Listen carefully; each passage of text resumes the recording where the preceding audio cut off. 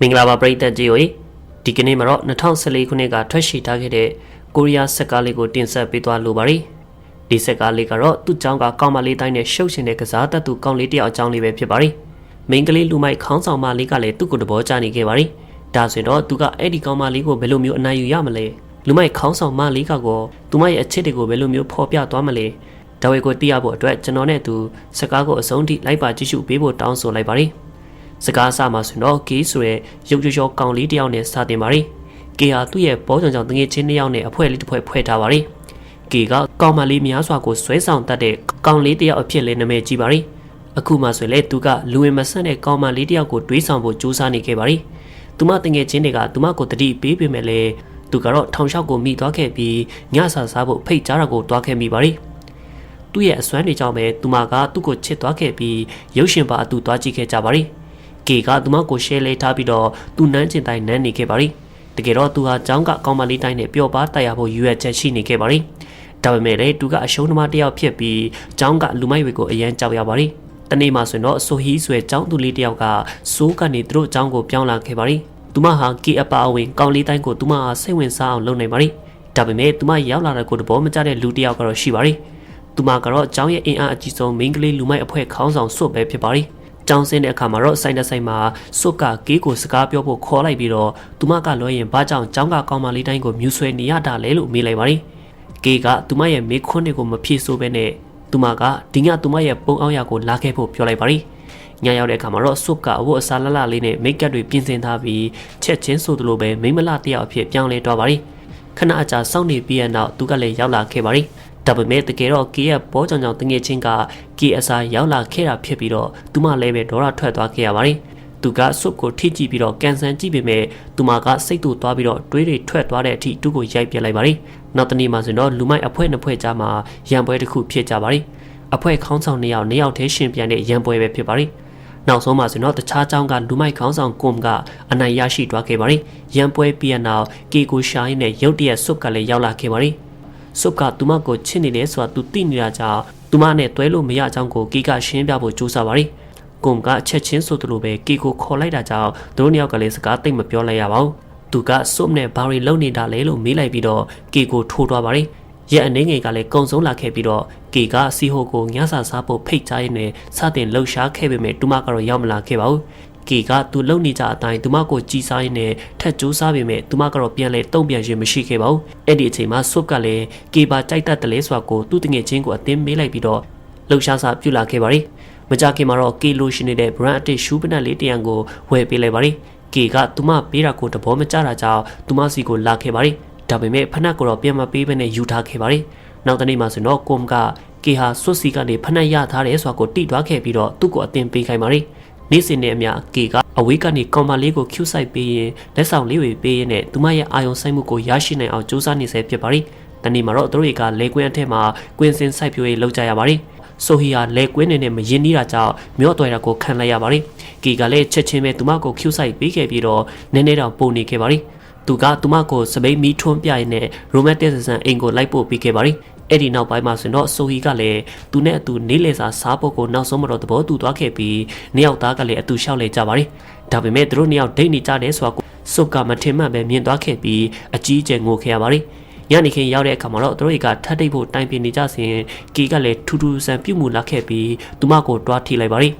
ီတခြားကောင်မလေးတွေနဲ့မတူပဲဆိုဟီကစိတ်တူသွားခဲ့ပြီးတော့သူ့ကိုထားသွားခဲ့ပါရီအဲ့ဒီအချိန်ကစပြီးတော့သူတို့နှစ်ယောက်ကလည်းစကားမပြောကြတော့ပါဘူးတနေ့အတန်းထဲမှာဆိုတော့ဆုပ်ကဆိုဟီရဲ့ပစ္စည်းတွေအထက်ကဆက်လိတ်ကိုတွေ့သွားခဲ့ပါရီဆုပ်ကတူမစီကိုရှောက်လာခဲ့ပြီးတော့ကျမ်းမာရဲ့အတွက်ဆက်လိတ်မတောက်ဖို့တာပါရီ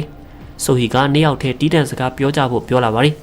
တန့်စင်ခန်းအထက်မှာဆိုဟီကဆုပ်ကိုကေနဲ့ဒိတ်ခဲ့တဲ့ကိစ္စမေ့ပြစ်လိုက်ဖို့ပြောပြီးဆုပ်စီတဟုန်ထိုးပြေးလာပါရီသူမတို့နှစ်ယောက်ကလည်းကြားဝင်မဲ့တူမရှိဘဲနဲ့ရန်ဖြစ်ခဲ့ကြကခဏကြာပြီးတဲ့နောက်ကေကသူမတို့ကိုခွဲပေးဖို့ရောက်လာခဲ့ပါရီမထင်မှတ်ထားပဲဆိုဟီကလည်းသူမစီမှာအပြစ်မရှိသလိုဟန်ဆောင်နေခဲ့ပါရီကျောင်းအုပ်ကြီးရုံခန်းထဲမှာဆိုတော့သူမတို့ရဲ့မိဘတွေကိုစင့်ခေါ်ထားတာဖြစ်ပြီးမိဘတွေကသူတို့သမီးတွေကိုကာကွယ်ပေးဖို့စကားများငင်းခုန်ကြပါရီဒီအခြေအနေတွေကြောင့်စိတ်ပြတ်လာခဲ့ပြီးတော့ဆုပ်ကလည်းအော်ဟစ်ပြောဆိုကကြောင်းထွက်လိုက်ပါရီ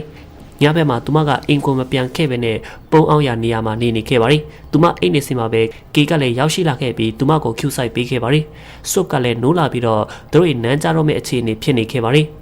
ကန်ဆိုးစွာနဲ့ဆိုဟီကဓာကိုမြင်သွားခဲ့ပြီးတော့သူ့ကိုပို့ပြီးတော့မုန်းသွားခဲ့ရပါတယ်။ကွန်ကလည်းဓာကိုတိသွားခဲ့ပြီးတော့နောက်တနေ့မှသူ့အဖွဲ့နဲ့အတူကီကိုလာရှာခဲ့ကြပါတယ်။သူ့အချစ်ဆုံးတငယ်ချင်းတွေအပါအဝင်ဘဒူးကမှသူ့ကိုကောက်ကွဲမပေးရှင်ကြဘဲနဲ့ထွက်သွားကြပါတယ်။သူအရိုက်ခံနေရတဲ့အချိန်မှာဆုပ်ကသူ့ကိုလာကယ်ခဲ့ပါတယ်။သူမကသူ့ကိုတွားတော့ဖို့ပြောလိုက်ပြီးလူမိုက်ဝဲအားလုံးကိုရင်ဆိုင်ခဲ့ပါတယ်။သူမတို့ညအိမ်ပြန်လာကြစဉ်လမ်းမှာဆိုတော့သူတို့ရဲ့အသိအကြောင်းကိုပြန်လည်တွေးမိကြပါတယ်။သူတို့တွေဟာငငယ်လေးကလေးကတငယ်ချင်းတွေဖြစ်ခဲ့ကြပါတယ်။ကီရဲ့အဖေနိုင်ငံခြားကပြန်ရောက်လာတဲ့အခါမှာရုတ်တရက်သူ့ရဲ့အမိကအိမ်ကနေထွက်သွားခဲ့ပါတယ်။သူ့အဖေအရက်တွေမူးနေစင်မှာစွပ်ပြအမိကသူ့ကိုခေါ်သွားတာကိုကင်မြင်လိုက်ရပါတယ်။အဲ့ဒီအချိန်ကလေးကသူ့အဖေဖောက်ပြန်နေတယ်ဆိုတော့သူတိလိုက်ရပြီးသူမအမေကြောင့်စွပ်ကိုမုန်းသွားခဲ့ပါတယ်။ဒီအကြောင်းကြောင့်ပဲသူကသူမကိုပြန်မချစ်နိုင်ပဲတငယ်ချင်းတော့ထပ်ပြီးတော့မလုံနိုင်တာဖြစ်ပါတယ်။ကီကသူမသူ့ကိုဘာကြောင့်ချစ်တာလဲလို့မေးပါတယ်။သူတို့ငငယ်ကသူ့ရဲ့ကျင်နာတတ်မှုတွေကြောင့်သူမကသူ့ကိုချစ်ခဲ့တာဆိုတာကိုထုတ်ပြောဖို့သူမရှက်နေခဲ့ပါတယ်။ဒါကြောင့်သူမရဲ့အချစ်အတွက်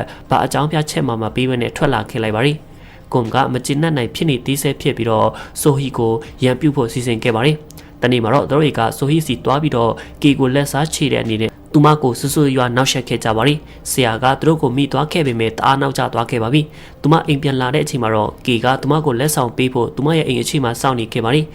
ကီကပါရိုက်ခံလိုက်ရပြီးကွန်သူမအပေါ်လုတ်ခဲ့တာရဲ့အတွက်ကွန်ကိုတတ်ဖို့သူမပြောလာခဲ့ပါလိသူမခန်းစားနေရတာတွေကိုကြားပြီးတော့ကီကကွန်ကိုတကယ်တက်ချင်သွားခဲ့ပါလိသူကကွန်ကိုစတင်လိုက်လံချောင်းမြောင်းလိုက်ပြီးတိုက်ခိုက်ရေးအတွက်နေ့စဉ်လေ့ကျင့်ခဲ့ပါလိဒါပေမဲ့တကယ်နေ့ရောက်လာတဲ့အခါမှာလည်းကီကတူရဲဘောကြောင်းနေဆဲဖြစ်ပါလိသူမကွန်ကိုထိဖို့တက်တိနေနေမှမရှိခဲ့ပါဘူးစံကျင်ပဲအနေနဲ့သူသာအနိုင်ကျင့်ခံခဲ့ရပါလိသူအိမ်ကိုပြန်ရောက်တဲ့အခါမှာတော့ဘာကြောင့်အထိုးခံလာရတာလဲဆိုတာကိုသူ့ရဲ့အဖေကမေးပါလိသူတို့သားအဖရန်ဖြစ်ကြပြီးတော့ကီကသူ့အဖေကြောင့်အမေထွက်သွားရတာပါလို့မတော်တဆပြောလိုက်မိပါလိအော်ဖို့ကောင်းစွာနဲ့ပဲသူ့ရဲ့အကိုကသူ့ကိုအယရာတိုင်းရှင်းပြပေးခဲ့ပါလိတကယ်တော့ဖောက်ပြန်ခဲ့တဲ့သူကသူ့ရဲ့အမေပဲဖြစ်ပါလိသူ့ရဲ့အဖေကသူ့အမေကိုချစ်နေသေးဆဲဖြစ်ပြီးတော့နေများစွာကြားခဲ့ပြီးဖြစ်ပေမဲ့အခုအချိန်ထိသူမပြန်အလာကိုစောင့်နေစေပဲဖြစ်ပါလိဒီအမှန်တရားကကီကိုအလွန်စိတ်ညစ်သွားစေခဲ့ပါလိ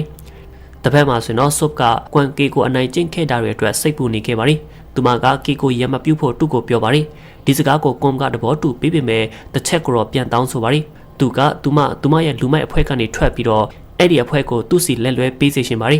ဆုပ်ကလည်းတဘောတူပေးလိုက်ပါလိဒါပေမဲ့သူမရဲ့လူမိုက်အဖွဲ့ဝင်ဟောင်းတွေကတော့သူမကိုစောင့်နေခဲ့ကြပါလိ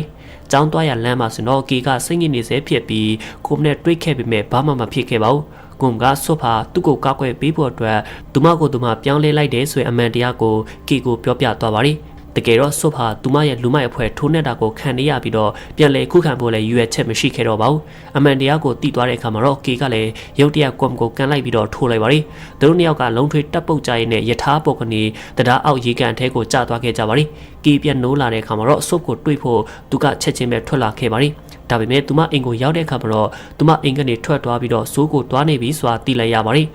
ကီယာဖြစ်နေသမျှအာရယာတိုင်းအတွက်တိမလောက်ခံစားနေရပါပြီစကားဆုံးတတ်မှာဆိုတော့ကီကသူ့ရဲ့အထက်တန်းကျောင်းကနေဘွဲရလာခဲ့ပါလိအဲ့ဒီနေ့မှာပဲဆိုဟီစီကနေနီးလေစာအတူစားဖို့ဖိတ်စာရောက်လာခဲ့ပါလိဆိုဟီကသူ့ကိုစောင့်နေခဲ့ပေမဲ့သူကတော့ရောက်မလာခဲ့ပဲနဲ့သူမအတွက်စားစရာသာမပေးခဲ့ပါလိ